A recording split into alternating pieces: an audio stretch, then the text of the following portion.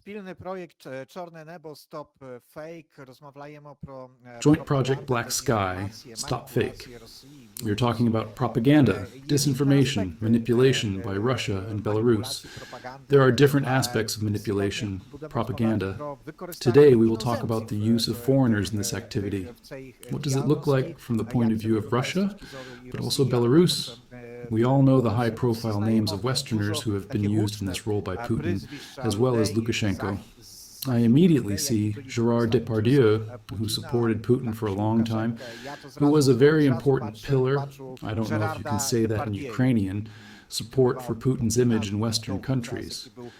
Depardieu, who was and who is perceived very positively both as an actor and a celebrity in the Western media. He just went to Russia, moved there, did his business there, and then maybe he understood something. Maybe not completely, but at least he realized a little bit that not everything is so beautiful because, however, he left Russia during the full-scale invasion, or maybe his very cool, pleasant life there just ended. Пізніше щось може зрозумів, може не до кінця, але хіба трошки зрозумів, що це не все є так гарно. But Depardieu is such a small raisin, if I may say so in Ukrainian. If I say something wrong in Ukrainian, yell at me, Arthur. There are many more such people. Sometimes they are big names, and sometimes they are smaller names, a little less known. But they are very important in terms of who is the recipient of this propaganda. Is it aimed at an internal audience? Is it used for internal or external needs? Але вони дуже важливі з точки зору, хто є адресатом цієї пропаганди, чи це на внутрішні потреби є використоване, чи на зовнішнє. Артуре. It is directed to both the internal and external market.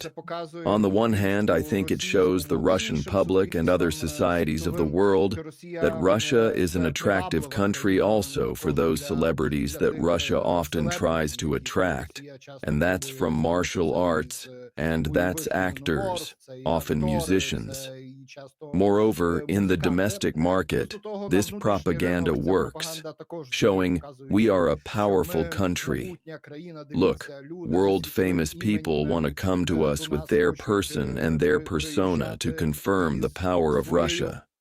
І своєю особою так би підтверджувати могутність Росії. Але варто зазначити, що якщо ми говоримо про зірки, дуже часто це зірки, які вже However, it is worth noting that if we talk about celebrities very often, these are celebrities who are long past the peak of their fame. The last such person who was not a celebrity, but whom Russian propaganda uses quite actively, is an American, an ordinary American, who for more than 2 years gave Russian services information from the eastern areas of Ukraine. He allegedly came as a missionary to Ukraine after the full-scale Russian invasion. I'm talking about Martin Dale. He is portrayed as a person who was simply convinced that Russia was guarding its conservative wads and therefore wanted to pass this information to the Russian side. He initially wanted to go to Donetsk, but there was no such possibility, so he settled more or less in the Kharkiv area and operated there for more than 2 years.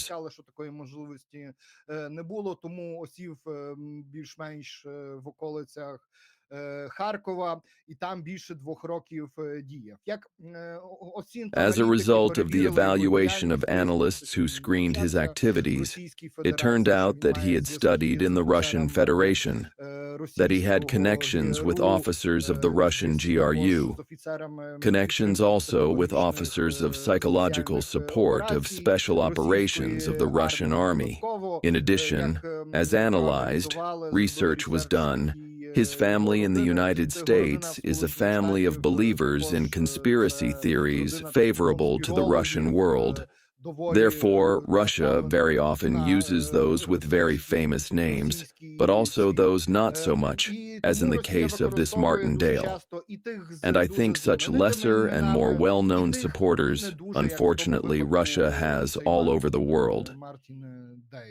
І думаю, таких консерв ще по цілому світу, на жаль, тих явних і менш явних, Росія ще має доволі багато.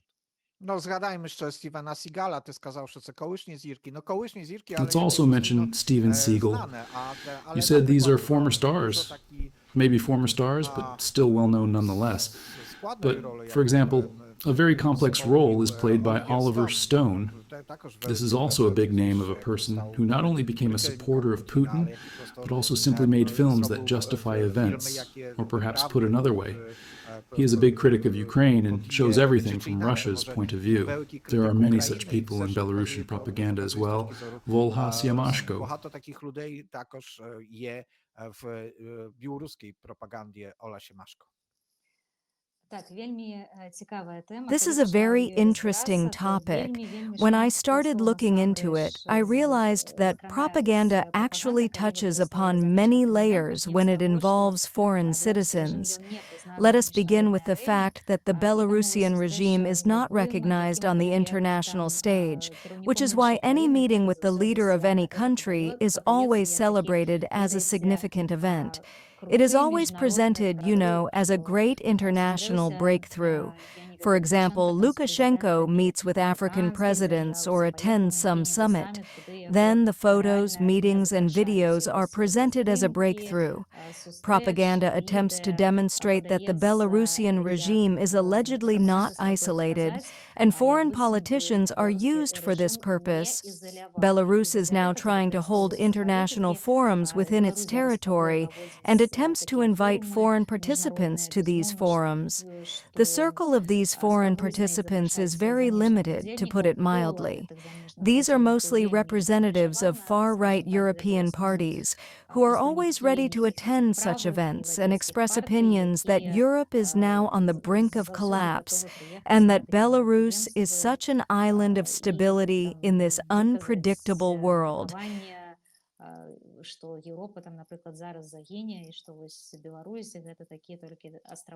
Another layer of people Lukashenko uses for his propaganda is athletes. Since he is a big fan of hockey, it primarily revolves around events related to this sport. He tries to organize international tournaments, take pictures with stars, and even invite former athletes, including retired NHL stars, to these events. There are people who agree to participate in such events. Another matter concerns Belarusian athletes. We have, for example, a Belarusian tennis player, Arina Sabalenka. Propaganda tries to use her image to show that Belarus is such a great sporting nation. Arina has fairly good relations with Lukashenko. They have even played together, and there are many joint photographs. In the past, Sabalenka supported various pro-regime events. However, now Lukashenko's presence next to her hinders her career. When journalists once asked her about Belarus and some political issues, she simply refused to answer those questions.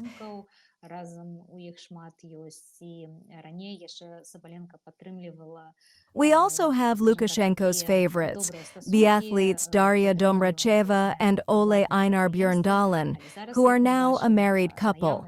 In the past, before 2020, propaganda actively used their image. Lukashenko with Olympic champions, joint photos, and their visits to Belarus. However, now, after 2020, and especially after 2022, I do not see such public contacts anymore. Perhaps they still have good relations, but they do not display them publicly anymore. This is what concerns famous individuals. When we talk about internal Belarusian propaganda aimed at Belarusians living inside the country, foreigners, referred to in Belarus as ordinary citizens, are used for this purpose. In my opinion, a fairly successful propaganda move was made in July 2024, when, against the backdrop of European sanctions, another package of such sanctions was introduced, and Belarus suddenly implemented a visa-free regime for citizens of European countries.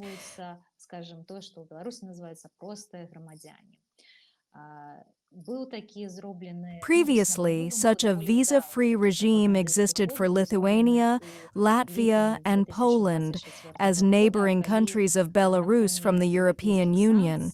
Later, it became evident that this practice proved effective because the number of Lithuanians visiting Belarus under the visa-free regime was simply incredible. Even the Lithuanian Security Service and the Lithuanian government took measures to limit this flow of Lithuanians traveling to Belarus. Belarusians saw that it worked, that it was a good opportunity, and introduced a visa-free regime for other European states. Not only that, they extended it.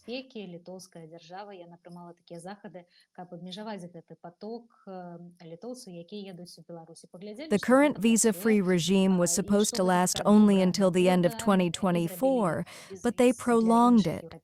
In other words, propaganda periodically reports how many foreigners visited Belarus, highlighting that people actively use the visa-free entry. They conduct interviews with these foreigners at border checkpoints asking, "Why are you going to Belarus?" The main message is, "Look at how malicious Europe is. They impose restrictions, while the kind Belarusian politicians do everything for ordinary Europeans." And I think this is something that is still working.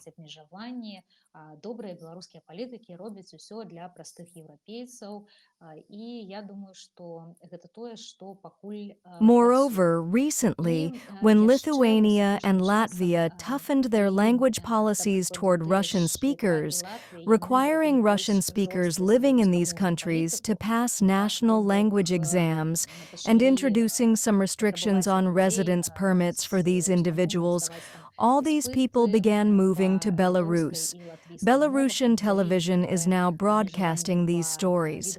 A very recent story involved a Latvian family, Russian-speaking, with 10 children, who moved to Belarus because their rights in Latvia were restricted. They cannot study in Russian there. And now, the Belarusian state provided these people with shelter, where they will realize their potential. You can literally follow the story of this family live. Every step, every person who helped them, where they settled, all of this is covered. And this has yielded results, as other Russian-speaking people from Latvia have already moved to Belarus. Belarus also granted asylum to a Russian-speaking Latvian journalist who was allegedly persecuted in Latvia. З Латвії. Білорусь дала притулок рускомовному журналісту латвійському, якого переслідували. Now, an image is being created of Belarus as a country where all dissatisfied Russian speakers from around the world can come and be supported. I mean, Russian speakers from the civilized world can come because Belarusian propaganda is targeted at European countries, and it is essential to show those who remain there that their own are not abandoned in Belarus. As for Poland, the most well-known cases are those of soldier Emil Chechko and Judge Tomasz Schmidt. Что тычыцца Польшчы, то самыя вядомыя выпадкі гэта вось салдаты. Their stories have been thoroughly covered. These are people who fled to Belarus, escaped a bloody regime, and are trying to contribute. As we know, Emil Chechko's story is very tragic, but Judge Schmidt is now being incorporated into the Belarusian propaganda machine. He was given a radio program, some columns to write for propaganda media. He performs, writes. His main narrative is directed at Poles in Poland, ordinary Poles, to whom he explains that Belarus is not actually so bad, that you can live there. Не на Беларусі, а менавіта ў Польшы, да такіх простых палякаў, якім яго вуснамі расказваецца, што Беларусь насамрэч не такая дрэнная, можна жыць, можна там колбаса. For example, sausages are cheap. They took Schmidt around clinics, showed him the Belarusian healthcare system. He talked about how he can receive quick medical treatment and does not have to wait for a doctor as long as in Poland. But sometimes things don't go as planned. Such was the case with the story of British blogger Will Egerton. There is such a blogger. He came to Belarus, traveled across various cities, and his content is completely apolitical. He met with people, shared stories, and he liked Belarus so much that he wanted to stay there. All propaganda spoke about him, showing him on all television channels. But the Belarusian bureaucratic machine turned out to be at odds with Belarusian propaganda. Ну, безумовно, вся пропаганда там розказувала про його, показували його во всіх телевізорах, але бюрократична машина білоруська опинулася. The residence permit he applied for was not granted quickly, even though they could have already given it to someone who promotes Belarus so much. He even met with the Minister of Internal Affairs, who promised to resolve the issue quickly. But as of today, I literally checked, and I still haven't seen any information indicating that this blogger was allowed to stay in Belarus. And this is when we are talking about people who are more or less loyal to the regime. But there is another layer of people, foreign citizens detained by the Belarusian regime. Беларускі рэжым затрымаў. Асноўныя там артыкулы гэта шпіянаж і супрацоўніцтва з іншымі спецслужбамі, такіх грамадзян, што тычыцца Еўрапейскага Саюза, то там больш за 20 The main charges are espionage and collaboration with intelligence services of other states. Such citizens, when we talk about the EU, number more than 20 individuals, and their number constantly changes.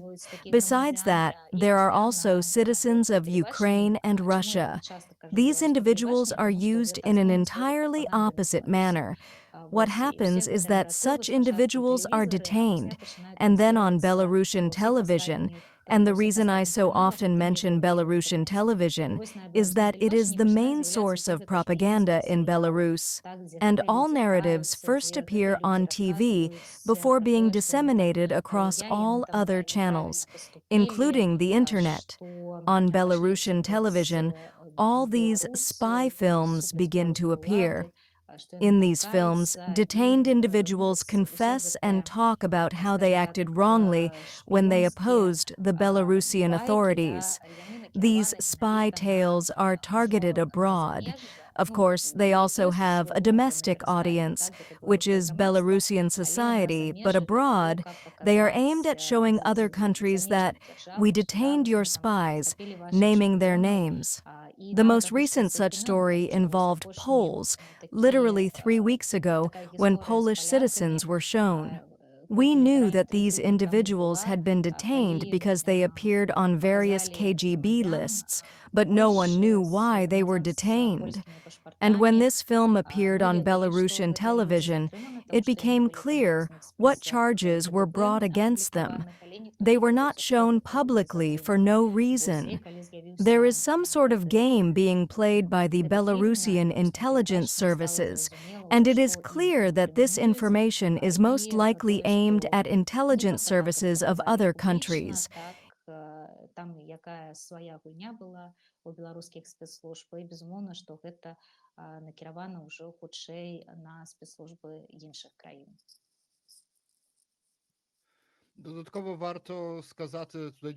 In addition, it is worth thanking you, Olga, for this unique material and retrospective of the use of people in Belarusian propaganda. As you have repeatedly vividly said, this propaganda works simultaneously in the same direction, almost in the same direction, as Russian propaganda. It is worth mentioning such big names as Emir Kusturica. We once did a pretty big podcast on this topic. Emir Kusturica is not the first year in which, to put it mildly, he indicates quite a degree of Moskophilia. However, it's also worth mentioning Roger Waters, co-founder of the band and former leader of Pink Floyd. And here is a very peculiar situation because Roger Waters is a Putinoid, as I define him, while the rest of the band, with whom he has not worked for many years, sided with Ukraine. For me personally, there are many artists, especially musicians, who have ceased to exist since 2014. Although I greatly admired and enjoyed their work, but today I simply do not have the opportunity to continue to enjoy their work, creativity. Далі насолоджуватися їх творчістю. I just want to say that such people are constantly being brought to Belarus. I don't know to what extent they come consciously, because literally a month ago there was another story. There is a German film star, Till Schweiger, who came to Belarus, starred in some promotional video about drifting, and after his visit, he was forced to explain why he did it. Because in the democratic community, even among the Germans themselves, let me put it this way, his presence in Belarus raised questions.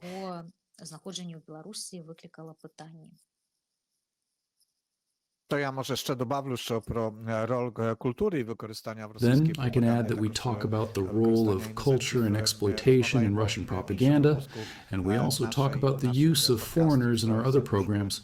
I invite you to watch our entire series of podcasts. Now that's it.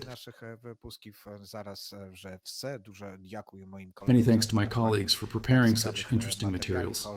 Volha Siamashko Vilnius, Artur Zhakov Lviv, Pavel Bobolovich Uzhhorod. Do pobaczenia.